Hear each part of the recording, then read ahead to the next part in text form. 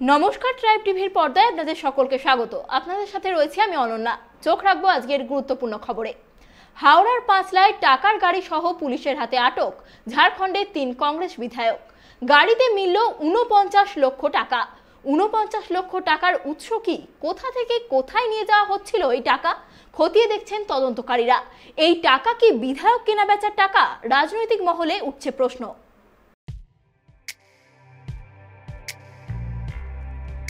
হাওড়ায় 3 কংগ্রেস বিধায়কের গাড়ি থেকে লক্ষাধিক টাকা উদ্ধারের ঘটনায় বিতর্ক চরমে। কোথা থেকে এলো এই টাকা? এটাই এখন লাখ টাকার প্রশ্ন। তৃণমূল এবং কংগ্রেসের অভিযোগ, মহারাষ্ট্রের পর ঝাড়খণ্ডের কংগ্রেস সরকার ফেলতে ঘোড়া কেনাবেচা করতে চাইছে বিজেপি। সেই টাকাই মিলেছে বিধায়কদের গাড়িতে। যদিও 3 বিধায়কের পরিবার এবং আইনজীবীদের দাবি, বড়বাজার থেকে আদিবাসী উৎসবের জন্য শাড়ি কিনতে এসেছিলেন ওই 3 জন। প্রতি বছরই বিপুল সংখ্যক শাড়ি কেনা হয়। উদ্ধার হওয়া নগদ টাকা সেই শাড়ি কেনারই টাকা। যদিও পুলিশের তরফে এ বিষয়ে এখনো কোনো প্রতিক্রিয়া দেওয়া হয়নি।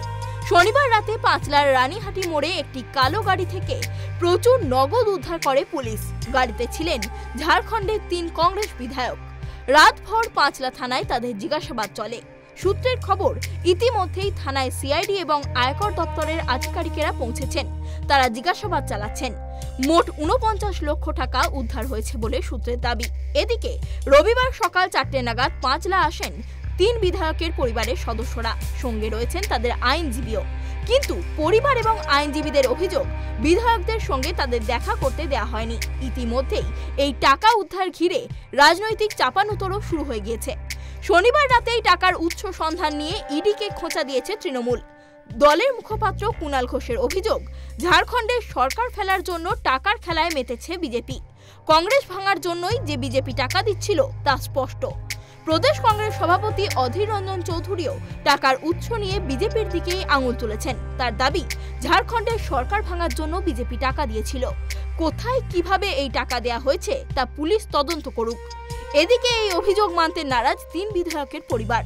সংবাদ মাধ্যমকে তারা জানিয়েছেন, নগদের প্রয়োজনীয় নথি তাদের কাছে আছে। প্রতিবারই আদিবাসী উৎসব দুর্গাপুজো উপলক্ষে নিজেদের বিধানসভা অঞ্চলে শাড়ি বিতরণ করেন বিধায়করা। সেই শাড়ি কেনা হয় কলকাতার বড় বাজার থেকে। এবার সেই শাড়ি কিনতেই এসেছিলেন বিধায়কেরা। পরিবার যতই দাবি করুক না কেন, খটকা থেকেই যাচ্ছে। নগদ ভর্তি গাড়িটি কলকাতা থেকে জামতারা ফিরছিল। যদি শাড়ি কিনতেই টাকা আনা হয়, তবে গাড়ি থেকে একটি শাড়িও কেন মিলল না? প্রশ্ন অনেক, কিন্তু উত্তর এখনো অধরা। Bureau report, tribe TV.